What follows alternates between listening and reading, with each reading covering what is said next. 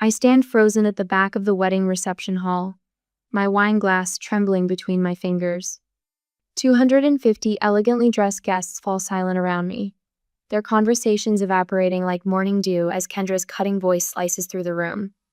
"Well, look who decided to grace us with her presence," she announces, gesturing toward me with her champagne flute. My stepdaughter finally left her little taco truck business to join real society. The crystal chandelier light catches on my simple navy dress, the one I spent 3 paychecks on, hoping to fit in just this once. A mistake, clearly. The light fractures through my wine, casting blood-red shadows across my hand. I search for Tyler across the sea of shocked faces. My brother stands near the head table, his new bride clutching his arm. Something in my expression must register, because the hope I'd been nurturing all day crumbles as I watch him glance at our father instead of coming to my defense. "Maybe she's finally ready to stop playing restaurant and get a real career," my father adds, the words slurring slightly. He laughs, too loudly, the same booming sound that once meant safety before it became the soundtrack to my erasure. Across the room, Abigail, Tyler's new wife, catches my eye. Her lips form the words, "I'm sorry," while her hand tightens around Tyler's arm. Too little, too late. Behind her, the catering staff moves with quiet efficiency, setting up for dinner service. White-gloved hands arrange gleaming silverware. The servers' faces remain professionally neutral, though one glances my way with a furrowed brow. This morning seems a lifetime ago. Tyler's handwritten wedding invitation had arrived last month, the personal note at the bottom reigniting a hope I thought long extinguished. "I miss you, sis." After 5 years of silence, those 4 words were enough to make me believe reconciliation was possible. I'd spent hours preparing, choosing the perfect gift. A handcrafted copper cookware set that cost nearly a month's profit, practicing cordial greetings in the mirror. "Congratulations, Tyler." "She's lovely." "It's good to see you, Dad." "The venue is beautiful, Kendra." Rehearsed lines that now stick in my throat like fish bones. I'd even offered my catering services as a peace offering. "No pressure," I'd written in my response. "Just something to consider." Tyler's polite refusal came quickly. "Thanks, but we've already booked someone with more formal experience." Yet I came anyway, convinced that blood might finally be thicker than Kendra's influence. That same old foolish hope had me ironing my dress this morning, applying makeup with a steady hand, whispering, "Today will be different," to my reflection. The whispers start at the edges of the room, spreading inward like ripples in a still pond. I place my untouched wine on a nearby table with deliberate care. Nothing hasty. Nothing that could be construed as emotional. The crystal makes a small, clear sound against the polished wood. I walk toward the exit, back straight, chin lifted, each step measured and unhurried. The carpet muffles my footsteps. The whispers follow me like shadows. A young waiter steps into my path, his eyes widening in recognition. "Miss Sanchez? Are you—" I shake my head once, slightly, and he steps aside. The heavy doors close behind me with a soft thud that echoes in the empty hallway. In the sanctuary of the corridor, I pull my phone from my clutch. 3 missed calls from Marco, my operations manager. A text message appears. "Boss, aren't you at the Anderson Mills wedding? That's our new acquisitions event." I stare at the screen. Read the message again, then a third time.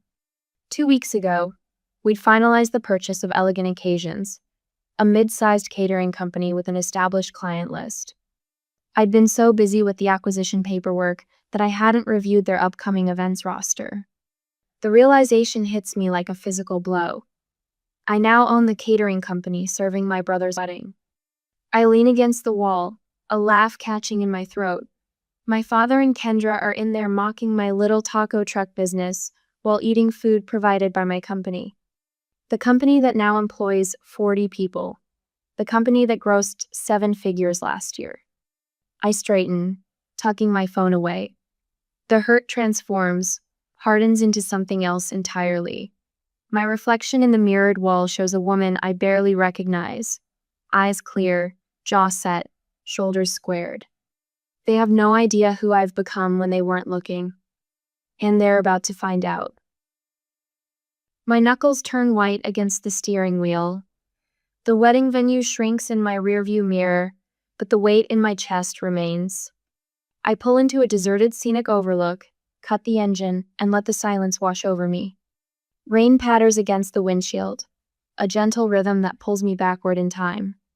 I'm 15 again, standing beside my mother's casket, rain drumming on the funeral tent. My father shifts beside me, his gaze drifting across the gathering to land on Kendra Palmer, his administrative assistant. Their eyes meet, hold. My stomach twists with something I can't name. 6 weeks later, Kendra is helping us organize the house. I come home from school to find my mother's photos missing from the walls. Where are the family pictures? I ask, panic rising. Kendra's smile doesn't reach her eyes. Your father and I agree that redecorating will help everyone move forward. She pats my shoulder. Change is healthy, Elena. That night, I hunt through the house, finally discovering Mother's photos boxed in the attic.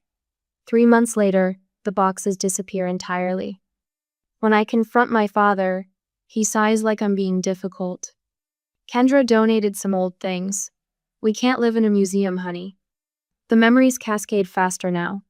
College application season, my father reviewing Tyler's essays while I work the night shift at Denny's Purple Aster. My brother's 18th birthday, a new Camaro, in the driveway with a giant red bow. My straight-A report card met with a distracted nod over my father's newspaper. The rain falls harder against my windshield, matching the rhythm of my heart. Then comes the memory that broke me. 4 summers ago, my roommate forwarding a real estate listing. Isn't this your address? The familiar colonial with the yellow door. Sold, emblazoned across the photo. I call my father, straight to voicemail. I text Tyler, who responds with shocked emoji. He didn't know either.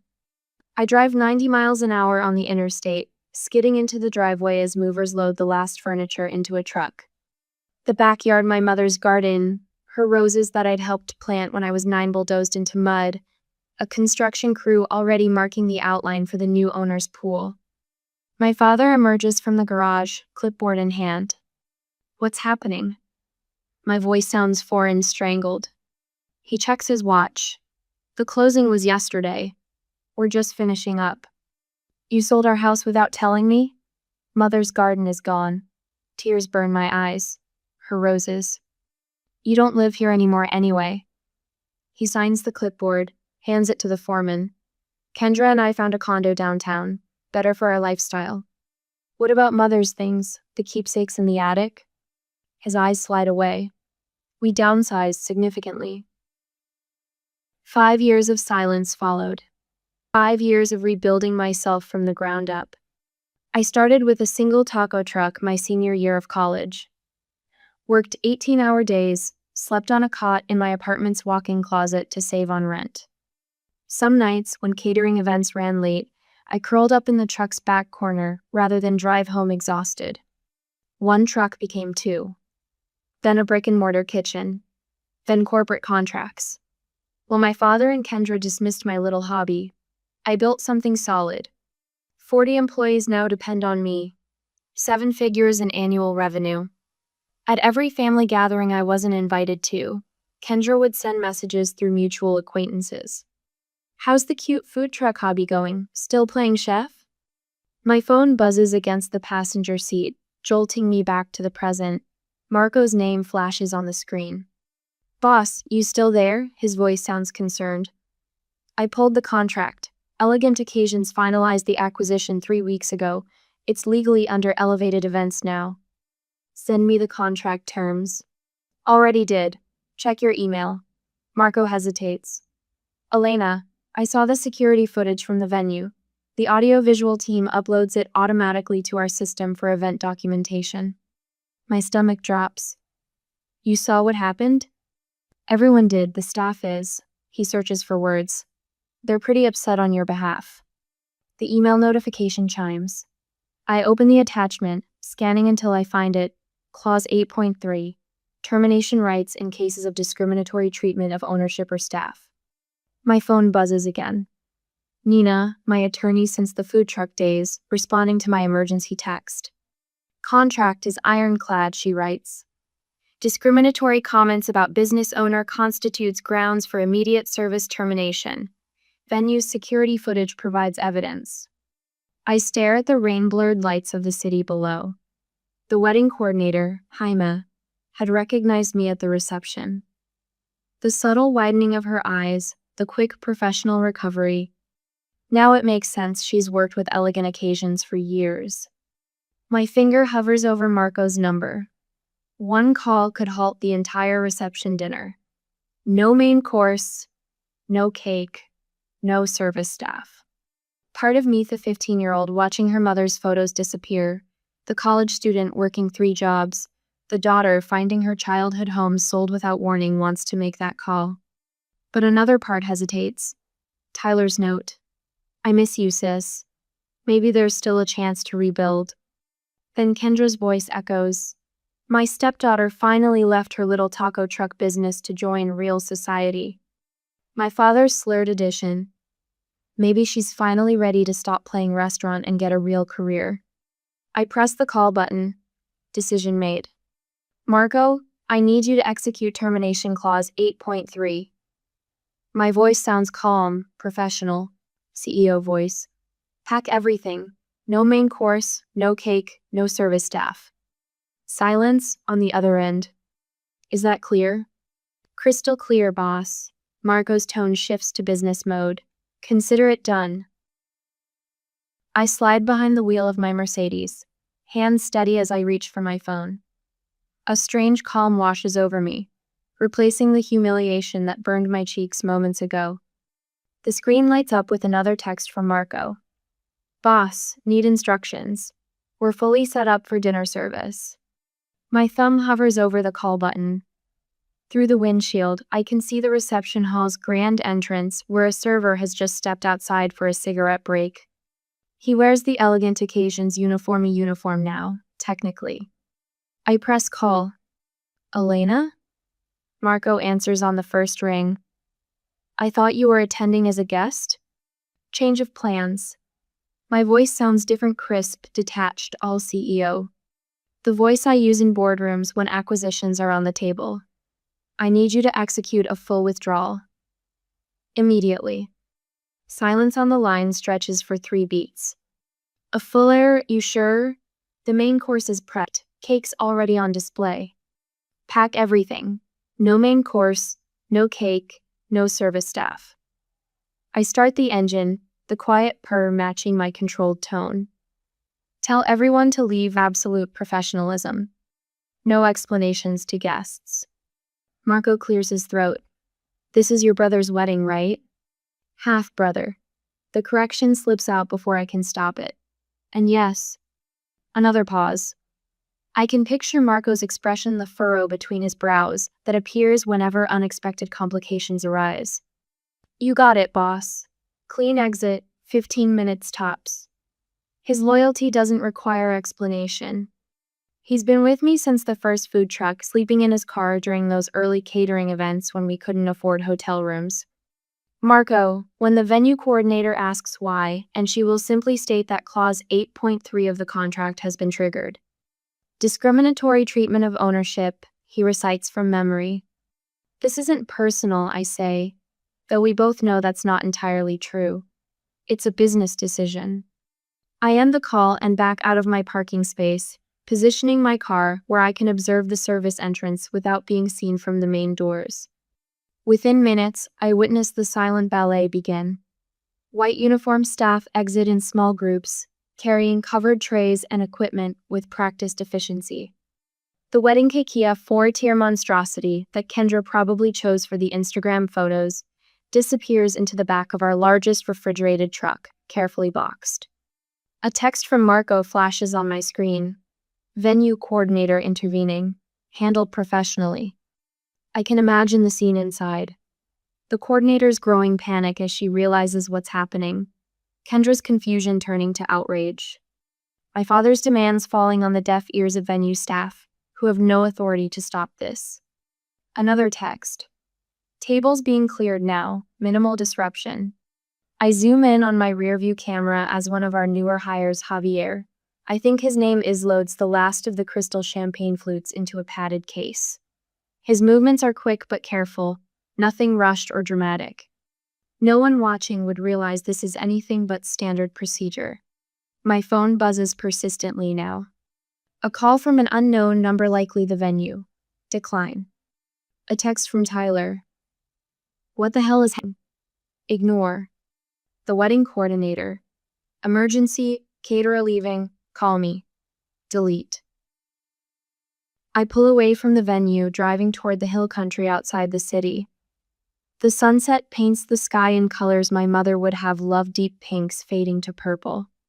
She taught me to appreciate these moments, to find beauty even when life felt fragile.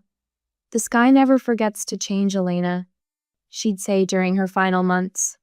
Remember that nothing stays the same forever. 10 miles from the venue, I pull into a scenic overlook. The city glitters below, distant and small. My phone continues its symphony of alerts. The weight I've carried for years, the dismissals, the casual cruelty, the erasure from my own family narrative, doesn't exactly lift. But something shifts inside me, subtle yet profound. This wasn't a screaming match or a dramatic scene, just business consequences for personal disrespect. For the first time in years, a genuine smile forms on my lips. Small, but real. I take out a business card, the new ones, with the embossed logo that took 6 design revisions to perfect, and write on the back. Contract terminated per clause 8.3, discriminatory treatment of ownership. My phone rings again, Tyler this time. I silence it and pull back onto the road, heading home. By now, 250 hungry guests are wondering where dinner went. Kendra is likely in full crisis mode. My father, never one to handle unexpected challenges soberly, is probably at the bar. None of them know who actually pulled the plug. The name Elevated Events Catering appears on the contract, not Elena Sanchez, estranged daughter and sister. The business was registered under my corporation, with Marco as the signatory on this particular event. The connection is there, but requires actual interest in my life to discover something my family has never demonstrated. As I navigate the evening traffic, the calls continue, growing increasingly desperate. Tyler, the venue, unknown numbers, and finally, my father. Years ago, that last one would have sent me into a spiral of anxiety and hope. Now, I simply connect my phone to the car speakers and let box cello suite number 1 drown out the notifications. Sometimes the loudest statement is the one made in silence. I turn onto my street, where my condo building rises against the darkening sky. The doorman nods as I pull into my reserved spot. He doesn't know about my evening, about the power shift that occurred without a single raised voice. "Evening, Miss Sanchez," he says, opening my car door. "Everything all right? You're home earlier than you mentioned this morning." "Everything's exactly as it should be, Frank," I answer. And for the first time in a very long time, I mean it. Sunlight streams through my kitchen window, casting honey gold patterns across the marble countertop. The coffee maker hisses and bubbles, a comforting morning ritual untouched by yesterday's chaos. My hands remain steady as I pour the dark liquid into my favorite mug, the one with hand-painted lilies that Mom gave me on my 15th birthday. My phone vibrates against the counter for the 19th time this morning. The screen illuminates with Tyler's name, joining the parade of missed calls and unread texts that began at dawn. I take a deliberate sip of coffee before finally glancing at his message. "Someone sabotaged our wedding. The caterer just disappeared. Dad's lawyer is involved. Call me back." The corner of my mouth twitches. I scroll through the digital avalanche, each message more frantic than the last. Kendra's text glows with barely contained rage. "Your father is furious about the wedding disaster. Good thing you weren't responsible. Wouldn't want to further disappoint him." Even now, she can't resist the barb. I play Dad's voicemail on speaker, his words slurring together like wet cement. Those criminal caterers. Breach of contract. Sue them into the ground. My golf buddy Jeff handles corporate litigation. I silence the phone mid-rant, the calm in my chest surprising me. The family group chat explodes with notification a digital wildfire of blame and outrage. Has anyone tracked down the company owner? Dad demands. I'm organizing the guests to write reviews, Kendra chimes in. We need to destroy their reputation like they destroyed our special day. Between their fury, a smaller voice appears, Tyler's new wife, Abigail. Maybe we should understand what happened before we attack them. Could there have been a misunderstanding? Her reasonable question vanishes beneath Kendra's response. No misunderstanding. They humiliated us in front of everyone who matters. I forward screenshots of everything to Martina, my lawyer. She responds within minutes. Security footage received from venue. Excellent documentation of the discriminatory treatment. The termination clause was textbookable. A tiny smile forms as I imagine her methodical approach. Martina had practically clapped when I showed her the venue's security footage yesterday evening. Kendra's theatrical mockery of my little taco truck business captured in high definition. My father's slurred reinforcement clearly audible. Your company's reputation remains spotless. She adds, 47 5-star reviews and not a single contract violation in 5 years. The evidence supports your position completely. My phone pings with a private message from an unexpected source, Mrs. Goldstein, Dad's longtime neighbor. Elena, I saw how they treated you at the wedding. Disgraceful at their age. Your mother would be horrified. I've watched you build that business from nothing while they dismissed you. Some might call this karma. 3 more supportive messages appear from guests who witnessed my humiliation. Then, most surprising of all, a text from Abigail.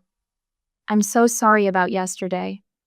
This isn't what I wanted for our family's spring. I set my phone down, needing a moment to process this shift. 5 years of silence, and suddenly everyone has something to say. Marco calls while I'm refilling my coffee. Boss, you should know something, he begins, voice careful. Mrs. Anderson. Mills is organizing some kind of review campaign, but it's backfiring. 3 guests from yesterday's event have already called requesting quotes for their own functions. They were impressed with what they saw before. Well, before the service ended.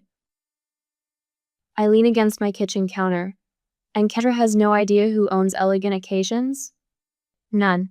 Your father's lawyer sent a threatening letter addressed to management. Should I forward it to Martina? Yes, I say, watching a hummingbird hover near my balcony flowers. Send everything. After we hang up, I check the family chat again. The tone has subtly shifted. Someone in aunt perhaps has asked my father if Elena was at the wedding. Another voice questions why the catering staff left so abruptly. The narrative Kendra tried to control begins to fray at the edges. My laptop chimes with an email from Martina containing a draft response to my father's legal threats. The offer? 40% refund, conditional on a signed NDA, and release of all claims. Her note reads, this acknowledges their inconvenience while maintaining your legal position. They'll take it. I close the laptop without responding immediately. There's no rush. For once, I hold all the cards in this family game. The coffee tastes particularly rich this morning as I gaze out at the city skyline. 5 years ago, I slept in my taco truck to save money. Today, I run a company that makes my father's lawyer nervous. These thoughts should feel like victory.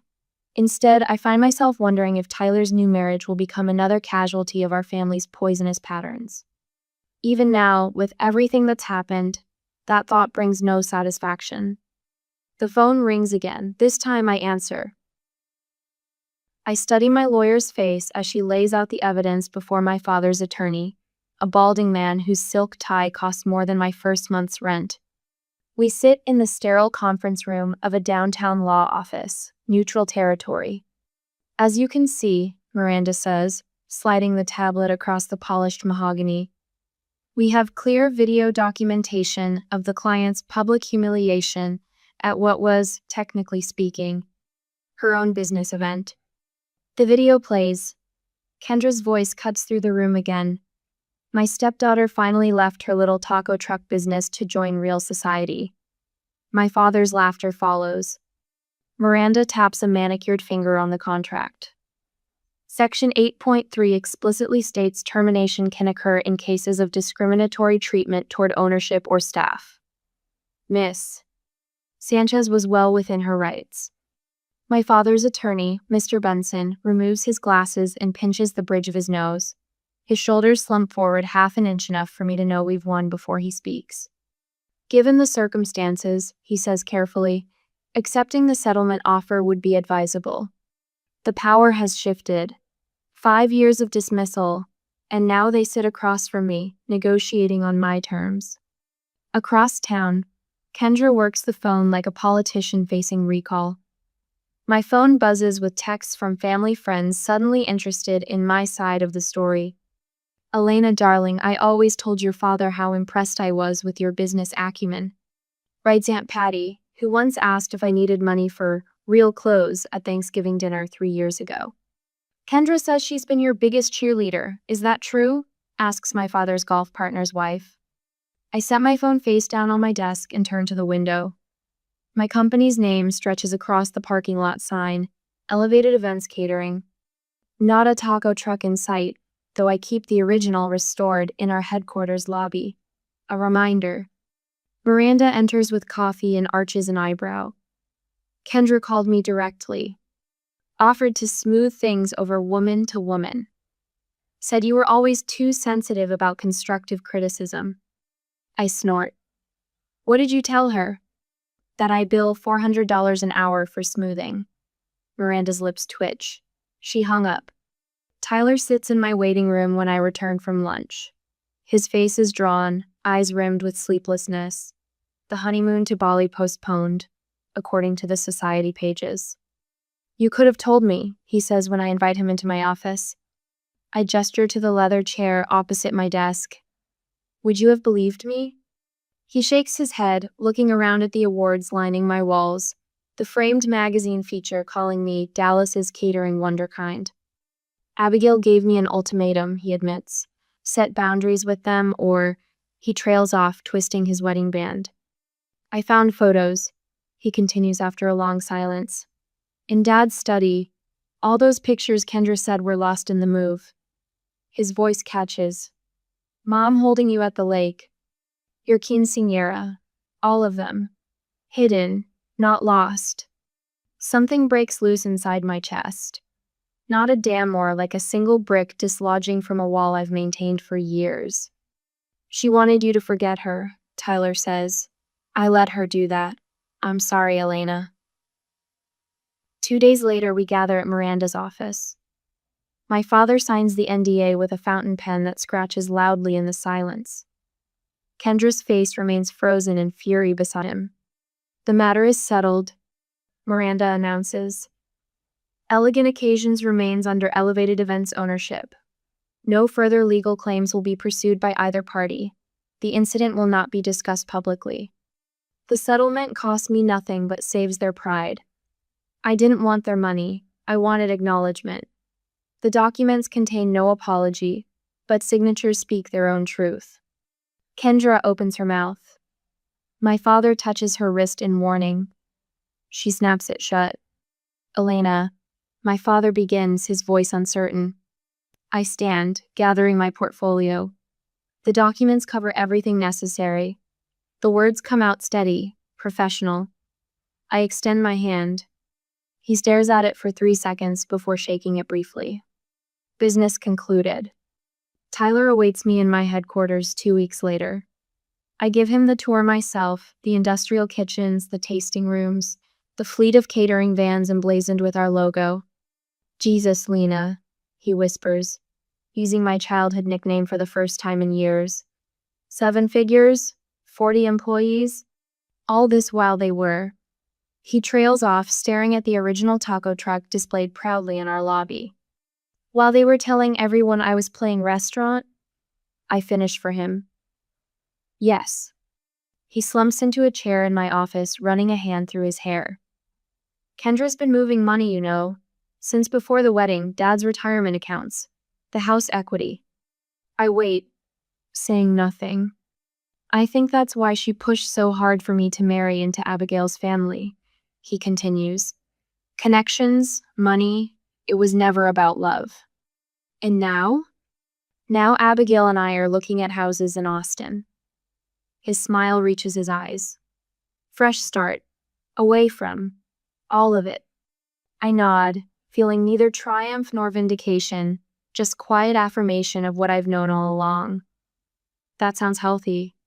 The Anderson Family Charity Gallamy, newest client, bustles around me. I move through the crowd in a simple black dress, overseeing my staff with unobtrusive signals. 3 society matrons, who once ignored me at Kendra's garden parties, now compete for my attention. Elena, darling, we must talk about my daughter's wedding. Mrs. Whitfield gushes. I smile graciously and pass her my business card. My events coordinator would be delighted to set up a consultation. Across the room, Tyler and Abigail enter, making their first public appearance since the wedding disaster. Abigail spots me and weaves through the crowd, Tyler following. Beautiful event, she says, genuine admiration in her voice. Your staff is incredible. Tyler hands me a small velvet pouch. Found this in the packing, thought you should have it. Inside lies our mother's silver locket, the one Kendra claimed had been misplaced during the move. The cool metal warms against my palm, a small piece of my history reclaimed. I don't cry, don't gloat, don't need to. I simply stand in my truth, a woman who built an empire while they weren't looking. I stand at the floor-to-ceiling windows of my expanded headquarters, watching the sunset paint the Dallas skyline in hues of amber and gold. The new event space below stretches out in elegant minimalism copper accents, catching the fading light, tables arranged with mathematical precision. My reflection hovers like a ghost against the glass, and for a moment I see my mother's eyes looking back at me. 1 year. That's all it took to transform everything. On my desk, a silver frame holds a recent photo, Tyler and Abigail flanking me at their favorite restaurant, all of us laughing at something Abigail said. Beside it sits another frame, this one holding the business license for Elevated Events Catering. No longer seeking validation from people who refuse to give it, I've found something better. Peace in my own skin. My phone buzzes with a calendar reminder. Dinner with Tyler and Abby, 7:30. Our monthly tradition now, these dinners. Sometimes they're quiet affairs with deep conversation. Other times they're filled with laughter and plans for the future. Always, they're honest. I touch the small pendant at my throat, the only piece of my mother's jewelry I managed to save from the purge. Behind me on the credenza sits a photograph of the memorial garden I planted at my home. Rosemary for remembrance, lavender for peace. All the flowers my mother once tended, now growing again. Your 4 o'clock is here, Marco says from the doorway. My operations manager now gestures to a nervous-looking young woman clutching a portfolio. Send her in, I say, turning from the view. And Marco? Thanks for staying late to prep for tomorrow's mentoring session. He nods, understanding the significance. The young entrepreneurs program all kids from broken homes, foster care, or family situations that mirror what mine once was. Giving them what I never had. Someone who believes in their vision. Last week, my father called. Our conversations remained brief, stilted with the awkwardness of too much history and too little practice at honesty. But they happen now. Small steps. His voice no longer slurs, and he's stopped defending Kendra's actions. Progress, of a sort. Kendra herself remains bitter, spreads occasional rumors about my business practices. I've learned to let them wash over me like rain on a window. My life no longer has room for her opinions. Tyler has found his own path to healing. He and Abigail bought a small house across town, far enough from our father's influence to establish their own traditions. Close enough to join me for impromptu Sunday brunches when the mood strikes. The renewal ceremony they held last month was everything their original wedding should have been: intimate, joyful, honest. My team catered it with quiet pride, and I stood beside Abigail as her witness. When several family friends commented on the difference, "You all seem so much happier now," I just smiled. Some truths need no explanation. The scholarship fund I established in my mother's name will send its first recipient to culinary school next fall. The original taco truck sits in our headquarters lobby, restored in Glamingo, reminder of beginnings and persistence. Employees bring their children to see it. Tell them anyone can build something meaningful if they refuse to give up. Later, after everyone has gone home, I unlock my bottom desk drawer and remove an old photo album. My mother smiles up at me from a faded Polaroid, her arms around 7-year-old me as we make tortillas together, her hands guiding mine, flour dusting our cheeks. "I think you'd be proud," I whisper to her image. Not of the business, but of the trees. Standing up for myself wasn't revenge, it was respect. The bridges I chose not to rebuild weren't failures. They were acknowledgments of foundations too damaged to support anything healthy. I close the album and place it back in the drawer. Through the windows, stars have begun to appear in the darkening sky. I gather my things, turn off the lights, and head out to meet my brother and his wife. My chosen family waits. Some bonds are forged in blood, others in choice. The strongest are built on respect.